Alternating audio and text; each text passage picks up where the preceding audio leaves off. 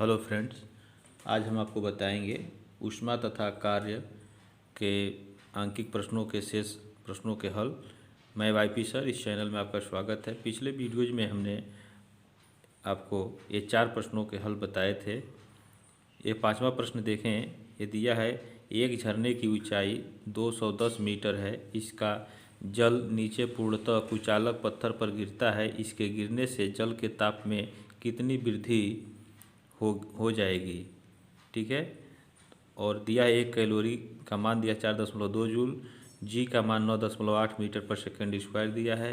जल की विशिष्ट ऊष्मा 1 कैलोरी प्रति ग्राम डिग्री सेल्सियस दिया हुआ है। तो देखें इसका हल। यहाँ देखें, झरने की ऊंचाई जो दिया है या जिसको लिख लें 210 मीटर दिया हुआ है, और यहाँ जल की विशिष्ट ऊष्मा जो है आपका सीजीएस पद्धति में दिया है, तो इसको एमकेएस पद्धति में लिख लें। जल की विशिष्ट ऊष्मा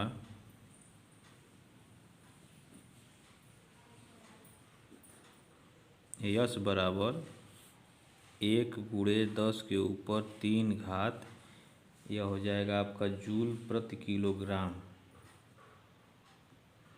जूल प्रति किलोग्राम डिग्री सेल्सियस। ठीक है।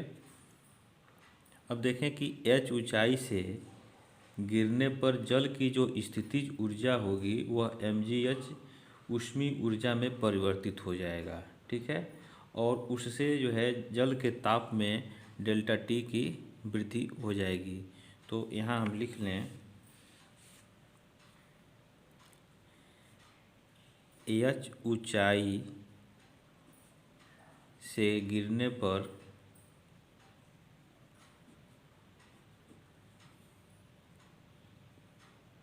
जल की स्थितिज ऊर्जा वह कितना होगा, mgh होगा। ठीक है। यह स्थितिज ऊर्जा mgh ऊष्मीय ऊर्जा में परिवर्तित हो जाएगा।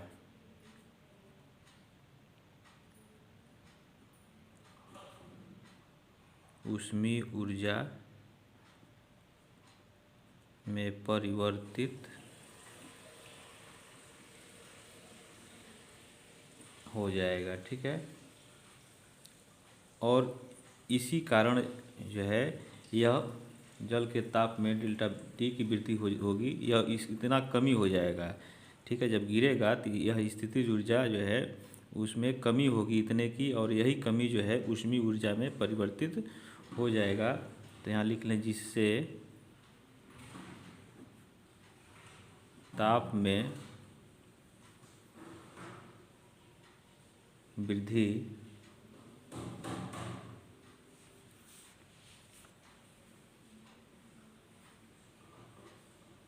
डेल्टा टी हो जाता है। ठीक है। तो इसलिए हम लिख सकते हैं उत्पन्न ऊष्मा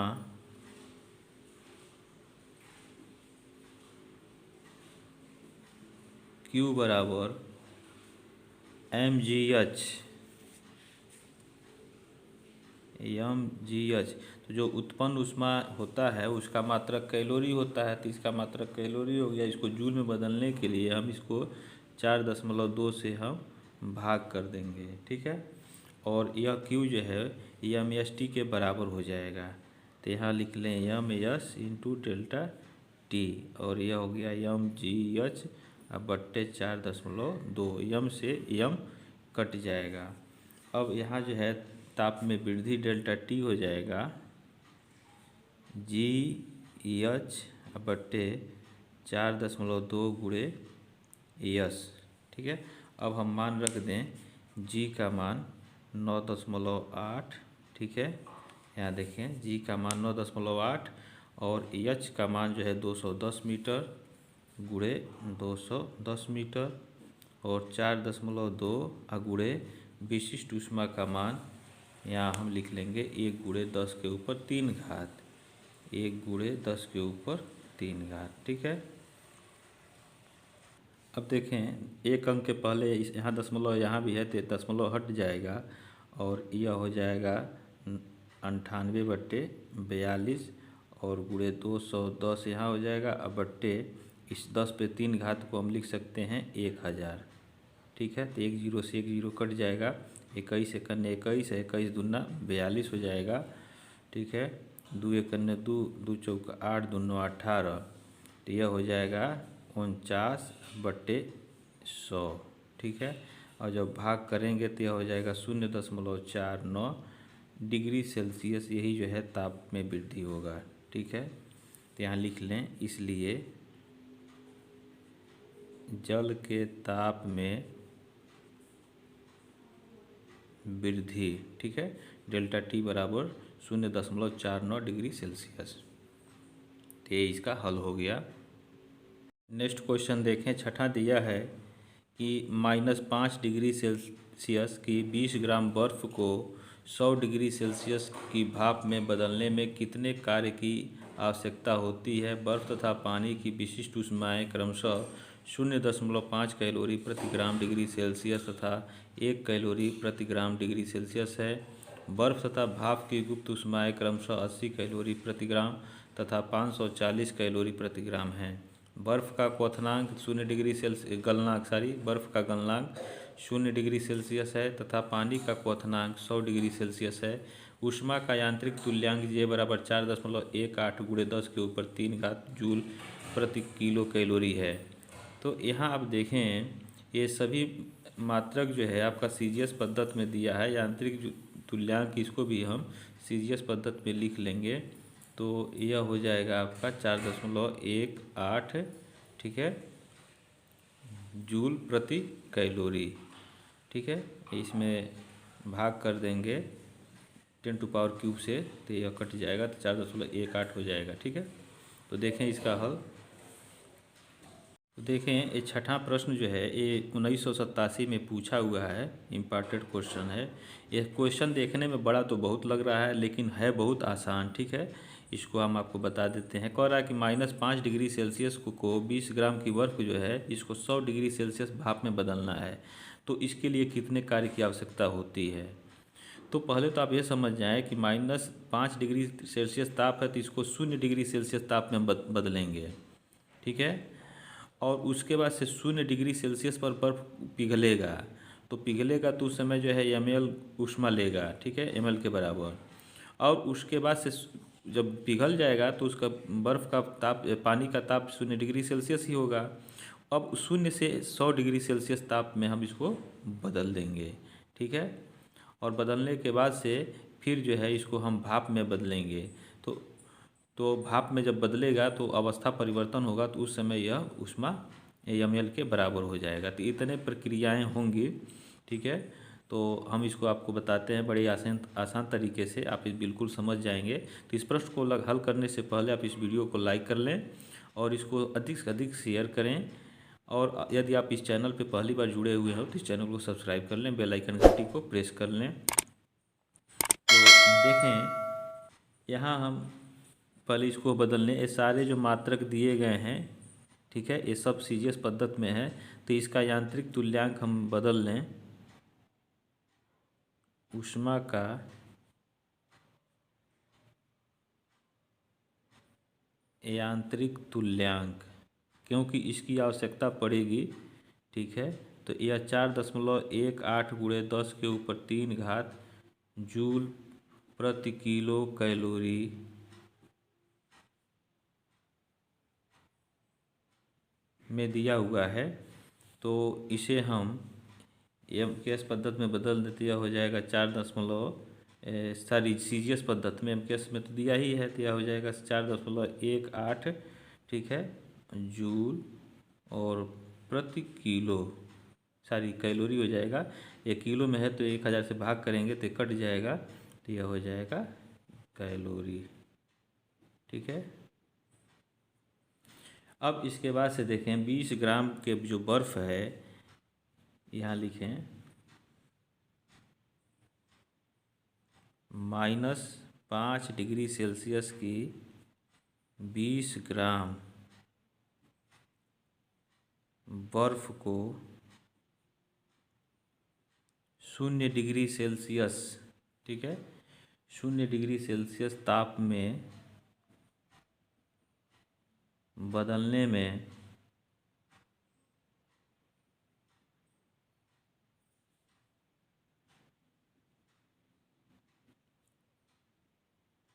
ली गई ऊष्मा होगा, इसको हम Q1 कर लें, ठीक है, क्योंकि कई ऊष्मा आएगा, कई अवस्था में इस बदलेगा, तो Q1 इसको कर लें, ठीक है। और यह हो गया आपका M S into delta T के बराबर। अब देखें द्रव्यमान कितना है, 20 है, यहाँ हमने 20 रख लिया। और बर्फ़ की विशिष्ट ऊष्मा, यहाँ देखें बर्फ़ की विशिष्ट ऊष्मा ये 0.5 है, तो 0.5 हम यहाँ लिख लेंगे। और इसका तापांतर देखें, -5 डिग्री सेल्सियस से बढ़ करके जो है ताप हो जाता है 0 डिग्री सेल्सियस, तो तापांतर इसका हो जाएगा 0 -5, ठीक है। इसको जो है बड़े कोष्ठक में कर लें, तो यह हो जाएगा 20 25 100, तो यह हो जाएगा आपका 10 हो जाएगा, ठीक है। और इसका मान 5 हो जाएगा, तो गुणे 5 हो गया, गुणा कर देंगे तो यह हो जाएगा 50 कैलोरी, ठीक है। तो Q1 का मान जो है 50 कैलोरी हो गया। अब देखें, अब जो बर्फ़ है उसका ताप 0 डिग्री सेल्सियस हो गया, अब वह बर्फ़ 0 डिग्री सेल्सियस ताप पर पिघलेगा, ठीक है। तो यहाँ लिखें बर्फ़ को 0 डिग्री सेल्सियस ताप पर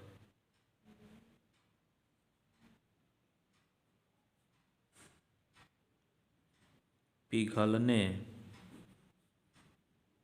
में ली गई ऊष्मा इसको हम कह दें Q2, और यह होगा ml के बराबर, क्योंकि अवस्था परिवर्तन होता है, ठीक है। तो जब अवस्था परिवर्तन होगा तो ताप इसका बदलेगा नहीं, वही रहेगा। तो यहाँ m का मान हम रखेंगे 20, जो है ग्राम बर्फ़ है, तो 20 हो जाएगा। और बर्फ़ की गुप्त, यहाँ जो है यह गुप्त ऊष्मा देखें कितना है, बर्फ़ की गुप्त ऊष्मा 80 कैलोरी है प्रति ग्राम, तो यहाँ हम 80 लिख देंगे, और यह हो जाएगा 1600 कैलोरी। यह हो गया आपका Q2।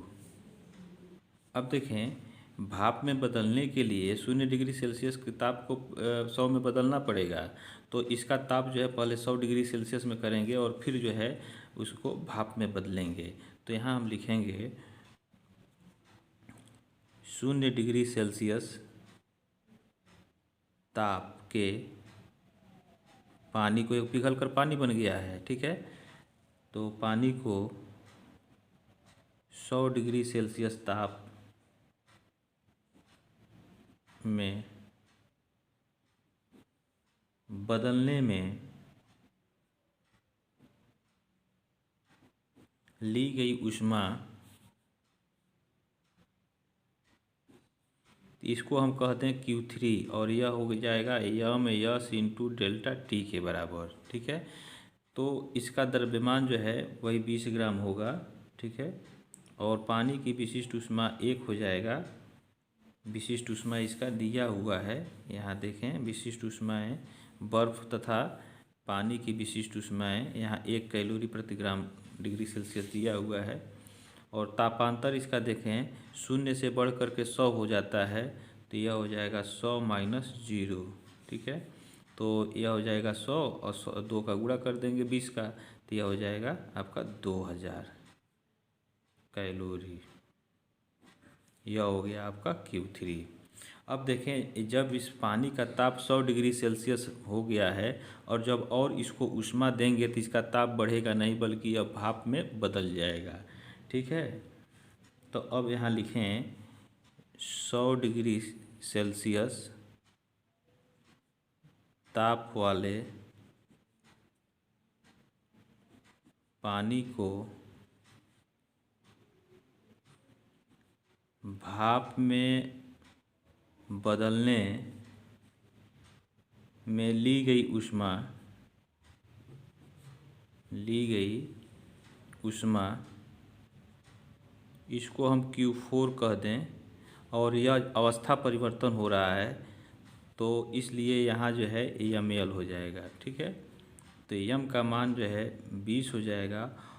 और भाप की गुप्त ऊष्मा यहाँ हम लिख लें, देखें भाप की गुप्त ऊष्मा, बर्फ तथा भाप की गुप्त ऊष्माएं क्रमशः 80 तथा 540 हैं। तो भाप की गुप्त ऊष्मा 540 यहाँ लिख कर दें और इसमें गुणा कर दें तो 2 चौका 8 और 2 पच्चे 10, 1 11, तो 11,800 यह हो जाएगा। ये देखें 2 चौका 8 और 2 पच्चे 10, यह हो जाएगा 10,800 कैलोरी। ठीक है, यह हो गया आपका Q4। कुल ऊष्मा हम निकाल लें, कुल ऊष्मा यह Q बराबर हो जाएगा Q1 plus Q2 plus Q3 plus Q4। तो Q1 का मान जो है यहाँ देखें 50 है तो 50 लिख लेंगे। Q2 का मान 1600 है, Q3 का मान 2000 और Q4 का मान 10,800। ठीक है, इन सबको हम जोड़ लें तो यह हो जाएगा 14,450 कैलोरी। ठीक है, यह तो ऊष्मा की मात्रा हो गया। ठीक है, अब हमसे पूछा क्या जा रहा है, यहाँ देखें भाप में बदलने में कितने कार्य की आवश्यकता होती है, W पूछा जा रहा है। तो यहाँ हम लोग जानते हैं कि ऊष्मा और कार्य में संबंध जो होता है यहाँ लिख लें, चूँकि W बराबर यह होता है J इंटू Q। ठीक है, तो यहाँ जो है J का मान हम रख देंगे, अभी निकाला गया था। J का मान देखें यह वाला रखेंगे। ठीक है, 4.18 हो जाएगा और गुणे Q 14,450, इसमें हम गुणा कर देंगे तो यह हो जाएगा 60,000, ये 400 हो जाएगा। ठीक है, और इसको कोटिमान के रूप में बदल लेंगे तो दशमलव को हम यहाँ लावें तो 6.04 गुणे इस पे 1 2 3 4 10 पे 4 घात हो जाएगा। ठीक है, ये जूल हो जाएगा, यह जूल हो गया है। तो यही जो है इसका आंसर हो जाएगा। ये किया गया कार्य जो है भाप में बदलने के लिए इतने कार्य की आवश्यकता होगी। ठीक है, तो यह इसका आंसर हो गया। नेक्स्ट क्वेश्चन देखें, 7वां दिया है -5 डिग्री सेल्सियस ताप वाली 100 ग्राम बर्फ़ को 100 डिग्री सेल्सियस ताप वाली भाप में बदलना है।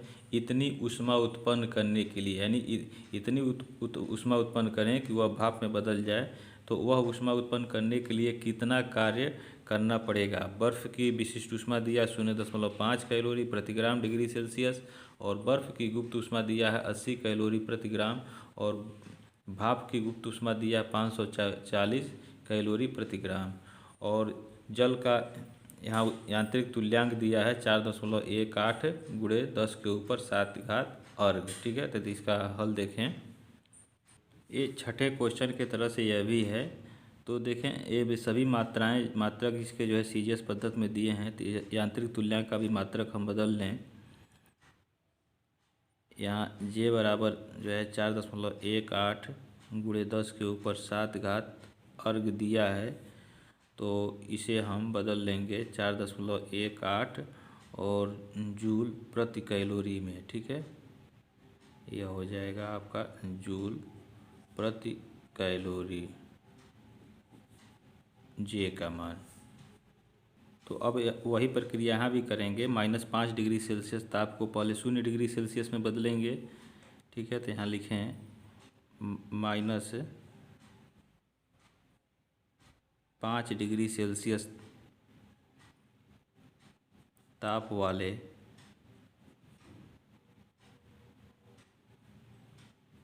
बर्फ को 0 डिग्री सेल्सियस ताप में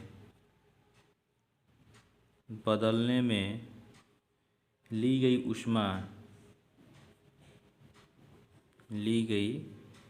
ऊष्मा इसको हम Q1 कह दें, ठीक है। और यह हो जाएगा आपका m/s इंटू डेल्टा टी। तो यहाँ इसका द्रव्यमान हो जाएगा, ये 100 ग्राम दिया है बर्फ़ का द्रव्यमान, तो 100 लिख लेंगे। और बर्फ़ की विशिष्ट ऊष्मा, यहाँ देखें बर्फ़ की विशिष्ट ऊष्मा दिया है 0.5, तो हम यहाँ 0.5 लिखेंगे, ठीक है। यह यस है।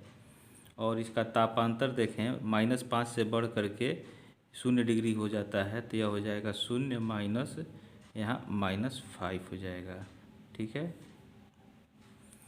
तो यह हो जाएगा आपका 50 और गुणे 5, तो 5 में 25, 250 कैलोरी यह हो जाएगा कैलोरी, ठीक है, Q1। अब इसको क्या करेंगे कि यह बर्फ़ जो है 0 डिग्री सेल्सियस पर पिघलेगा, ठीक है। तो यहाँ लिखें बर्फ़ को 0 डिग्री सेल्सियस ताप पर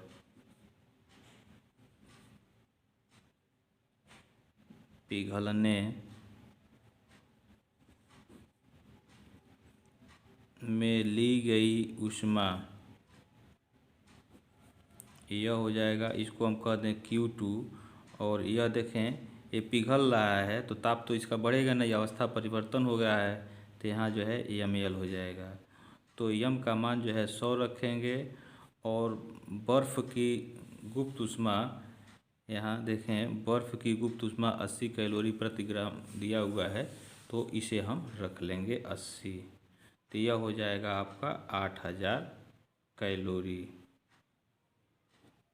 ठीक है। यह हो गया Q2। अब देखें जब यह बर्फ़ पिघल गया 0 डिग्री सेल्सियस ताप पर, तो यह पानी में बदल गया, और पानी का ताप जो है 0 डिग्री सेल्सियस है। अब इसको जो है हम 100 डिग्री सेल्सियस ताप में बदलेंगे, ठीक है। तो यहाँ लिखें 0 डिग्री सेल्सियस ताप वाले पानी को 100 डिग्री सेल्सियस ताप में बदलने में ली गई ऊष्मा,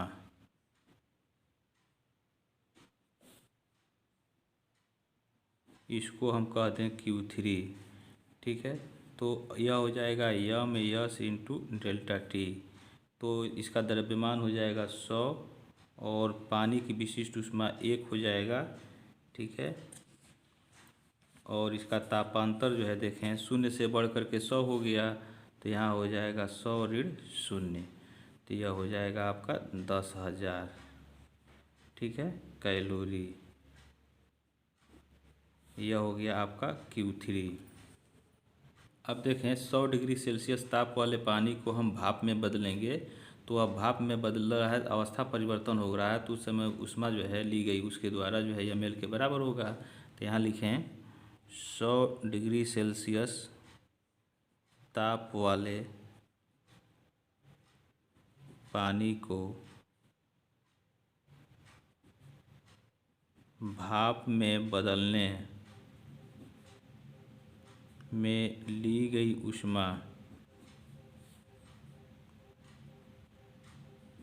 यह हो जाए, अवस्था परिवर्तन हो रहा है, तो यहाँ इसको हम कह लें Q4 और बराबर यह हो जाएगा ml, ठीक है।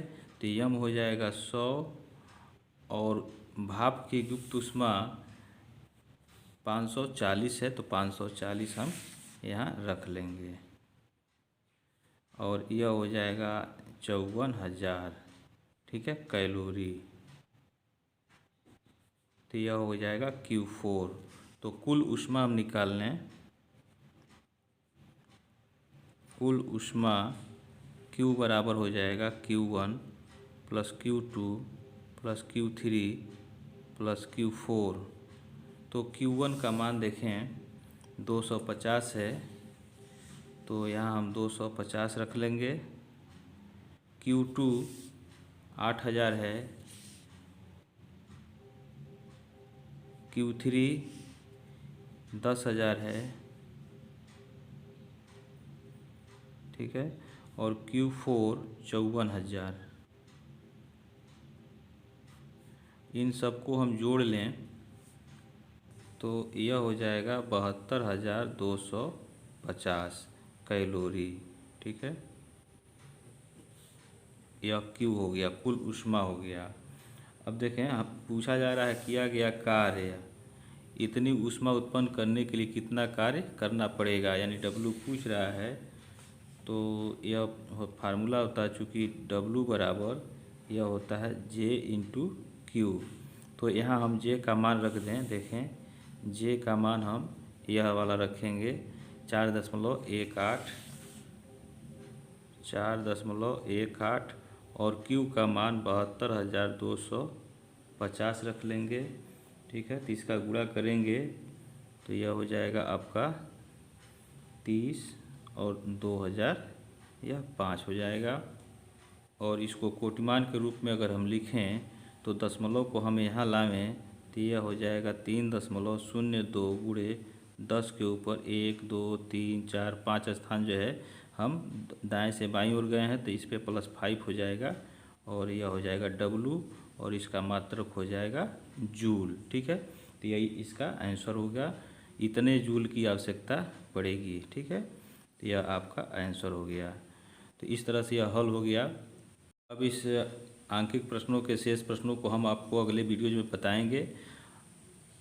और आपको कोई समस्या हो तो आप कमेंट बॉक्स में आप कमेंट करें, और वीडियो अच्छा लगे तो इसको आप लाइक अवश्य करें और इसको अधिक से अधिक शेयर करें।